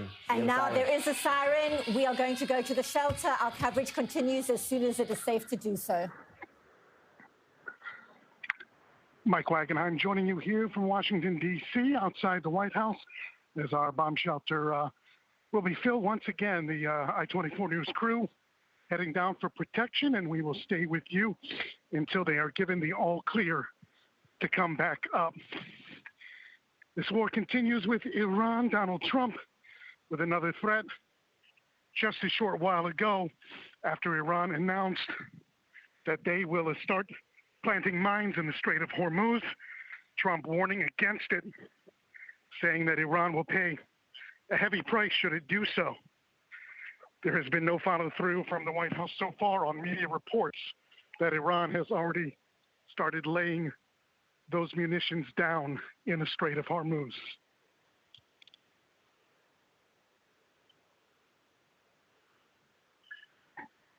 Caroline Leavitt, Trump's spokeswoman, addressed earlier on this afternoon, confirming a report from the Wall Street Journal that approximately 140 U.S. service members have been injured since the outset of the war, not including the 7 fatalities thus far. The Pentagon later confirming that report. Leavitt was also asked directly about a tweet that Energy Secretary Chris Wright had put out a short time before the briefing got underway, indicating that the U.S. Navy had started escorting vessels through the Strait of Hormuz in order to defend them against Iranian attacks. Wright, a short time later, deleted that tweet. Leavitt acknowledged that, didn't say the reason why, but indicated that no such activity had commenced in the Strait of Hormuz. She did, however, leave the option open that such an operation could commence if the circumstances warranted. Of course, the Trump administration right now keeping a watchful eye over energy prices. Oil prices have gone over $100 per barrel for the first time in several years now. and any pocketbook-related issues could certainly be harmful to the Trump administration at this point, given the affordability issue and the midterm elections coming up. Again, this is Mike Wagenheim, live with you from Washington, D.C. We're keeping a watchful eye over the skies in Tel Aviv with sirens ringing out, sending our crew down to the shelter below.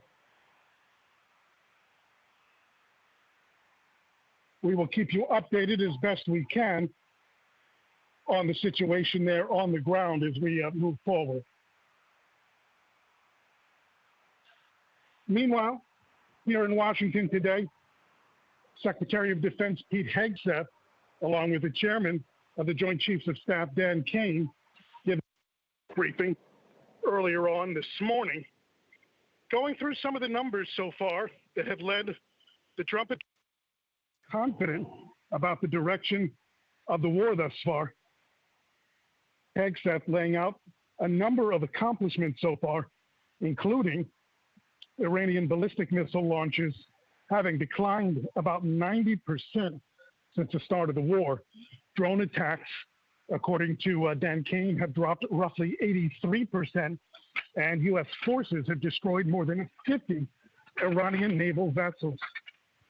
Kane explaining that U.S. bombers have used those 2,000-pound bunker busters as penetrating munitions against hardened missile sites and underground launch facilities. Kane acknowledging that the Iranian forces are adjusting their tactics, but Kane said that U.S. forces are doing the same and doing it quicker. Kane said, they're adapting, as are we, but we are adapting faster than they are. As we're seeing now, with another wave of strikes in Iran, Pete Hegseth telling the press earlier this morning that today will be the most lethal day of the war so far in terms of American firepower being utilized. That includes more fighters and more bombers than have been used at any day during the war so far. And that's what we're seeing now in this latest wave of strikes in Iran. Again, this is Mike Wagenheim joining you from Washington, D.C., outside of the White House. Sirens ringing out in Tel Aviv. We're trying to get an indication if there are any other sirens or indications of missile launches over Israeli territory right now, and hoping for some information there on the ground if it can be fed to us here in Washington. With regards to oil prices, obviously volatile right now, to say the least. They fell sharply after President Trump said the war would be over very soon. Those comments were made yesterday. However, the timetable is still very much in doubt, and the messaging has fluctuated from the Trump administration day to day, and depending on who one speaks with, we expect those oil prices to continue to fluctuate and possibly in a volatile fashion in the days to come. Trump said that he does not believe that the new supreme leader of Iran, Mojtaba Khamenei, can, what he said, quote, live in peace. Trump displaying his anger, dismay, disappointment, what have you, over the choice of the younger Khamenei over the last couple of days since that announcement was made. He has not yet given an indication about what he plans to do about it, other than to wait and see. Khamenei, meanwhile, has not made any known public appearances yet since his succession was announced. Iran's ambassador to the United Nations accusing the U.S. and Israel of deliberately targeting civilians. Strikes have reportedly killed more than 1,300 Iranians since the conflict broke out on February 28th. Amir Syed Iravani, the ambassador for Iran, also claiming that the UN Security Council was turning a blind eye to the situation in Iran. Now, that will not be the case tomorrow, although I'm not sure it will please Iravani, as the Security Council will hold a special session coming up tomorrow afternoon, 3 p.m. Eastern Time, 9 p.m. in Israel, where a resolution crafted by the Gulf Cooperation Council, these GCC states, condemning Iran for their repeated attacks on their Gulf neighbors, an unprecedented situation there at the Security Council coming up tomorrow. multiple diplomatic sources indicate that resolution has garnered close, if not more, than 100 co-sponsors so far, all lining up against Iran at the Security Council coming up tomorrow afternoon. Russia floated an alternative resolution that struck more of a balanced tone, simply condemning the violence and destruction that has taken place so far without naming any of the parties specifically. That resolution has not garnered much support in the Security Council at all, and it's unclear at this point if Russia will use its veto power as a permanent Security Council member to thwart that GCC resolution coming up tomorrow. They could, in fact, anger their erstwhile Gulf allies in doing so, as Iran seems about as neutralized and isolated as it's been at the UN in about quite some time. Iran's intelligence authorities announced they've arrested 30 people, including a foreign national, that they accuse of spying and working with foreign adversaries. That's according to an Iranian state news agency earlier on today. Well, President Trump said he's not ruling out options in the war, including deploying U.S. ground troops. That's according to Press Secretary Caroline Leavitt in her briefing earlier today. She told the media that the U.S. war will deliver lower gas prices for Americans, but obviously over the long term. That's despite the recent surge in energy costs. The White House offering its view on what an unconditional surrender by Iran could look like, saying the parameters of that will be personally determined by Trump, but those have not yet been laid out for the public. Key Senate Democrats exiting a classified briefing earlier today, demanding that the Trump administration state its case publicly for continuing the military campaign against Iran. They want to bring the debate outside of the classified briefings on Capitol Hill. Senator Richard Blumenthal, influential Democratic senator, stating that he gets the feeling after listening to a classified briefing earlier on today that it will take American boots on the ground in order to bring the mission to its completion. Senate Democrats sending a letter out today demanding that Secretary of State / National Security Advisor Marco Rubio and Secretary of Defense Pete Hegseth come to testify in an open setting to lay out the rationale for continuing the war, along with the aims and how it will all be brought to an end.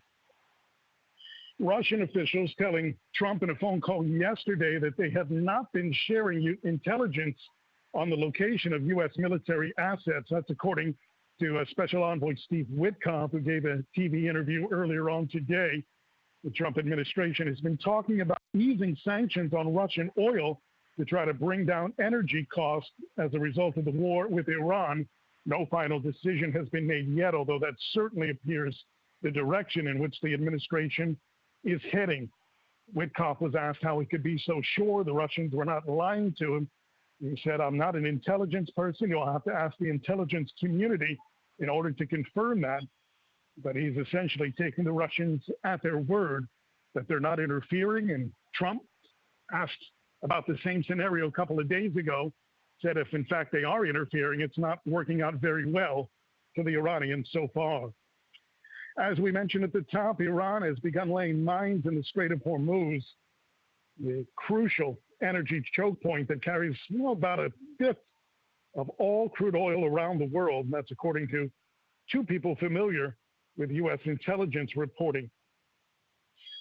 Mike Wagenheim joining you here from Washington, D.C. Outside the White House, we await word from our crew there in Jaffa as to the situation. They're down in the bomb shelter right now. Sirens were heard over Tel Aviv about 20 minutes ago or so. We understand no injuries have been reported so far. And our crew, we understand, is now making its way out of the bomb shelter and will be back up in the studio momentarily. An announcement here from Magen David Adom. They say at this stage, no casualties are known from the recent volley of rockets. MDA medics and paramedics went out to treat a few cases of people who fell on the way to their protected area. That's fairly common when these rocket attacks occur. They said they'll give an update later if necessary, but as of now, there are no known casualties from the rockets. We're unsure at this point how many missiles were fired into Israeli territory, though we are looking at video of what appears to be at least one interception over Israeli skies. We'll try to get confirmation on that when the crew makes their way back up to the studio. Again, this is Mike Wagenheim joining you here from Washington, D.C., outside the White House. Our crew is making their way back up to the shelter as we speak. Excuse me, up to the studio as we speak.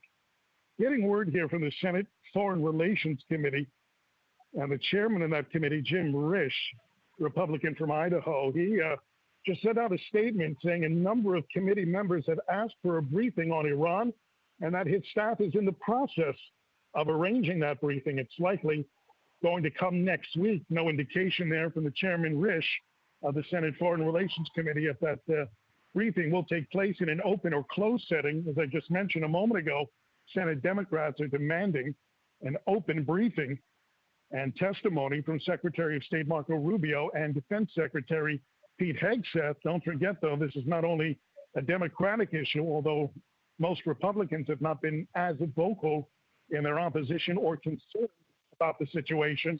They have been calling for more words of assurance, or at least direction, from the Trump administration. Right now, we're going to send it back to the studio in Jaffa and our crew there to take it away.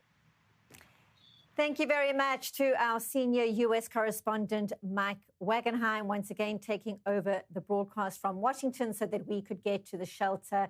Our breaking news coverage continues. I'm Benita Levine. With me in studio, colleagues Owen Alterman and Ariel Osaran. If you were watching us around 10, 15 minutes ago, you would have heard while our coverage continued. First, we got an alert on our phones, and around 10 minutes later, we did stay on in studio. Once we heard the sirens going across above us, we did go to the shelter, and now more information is coming through. We were amongst millions of people across the center of the country who went to shelter because, once again, Iran was launching a missile towards civilian parts of the country. Ariel, what are we learning? We're talking about roughly 2 missiles that were intercepted. No reports of direct impact or of injuries. And yeah, Benita, as you described, I mean, this has become mainly a disruptor, but that doesn't mean that the country isn't severely disrupted from this. I mean, the economy is going, but in an emergency capacity. There are no schools, no kindergartens. Most of people are working from home. And so this is, and add to that, when you have sirens in the middle of the day, in the middle of the night, when you have to take small children, babies, elderly, sick people to the shelters, this is what terrorizing an entire nation looks like. Israel is not the only country being terrorized by Iran. It is one of 13, according to the latest count. But as far as Israel is concerned, we are suffering from this right now. And Iran is announcing that they just launched the 30th attack on Israel since the war began. And if at the beginning they launched 5-10 missiles per barrage, now we see that they are down to 1-2 every barrage, which is a very clear indication as to their degraded launch capabilities. At the same time, many of these missiles do have cluster warheads, and they are able to split up and cause an enormous amount of damage. Owen Alterman. Right. The downside from Iran's perspective, as Ariel was saying earlier in the broadcast before the siren, is that you lose the impact of a direct impact and the kinds of scenes that we saw much more frequently during the war last June and during the 12-day war, because as it splits, it doesn't have the warhead to make that direct impact. The upside, of course, it spreads these cluster munitions over a broader area, potentially affects more people, particularly people who are outdoors. So it could have more of an impact that way. Although, as Ariel said, the key impact here isn't physical, it's psychological and economic. But as we close our broadcast, thinking ahead for the next 24 hours, what are the things that I'm looking at for, and I think maybe we all should be looking for, Number one, on the issue of the oil prices, how much do the moves that the administration is making, be that in the Strait of Hormuz, releasing Russian oil, or potentially opening up the emergency oil reserves, what impact does that have on the markets?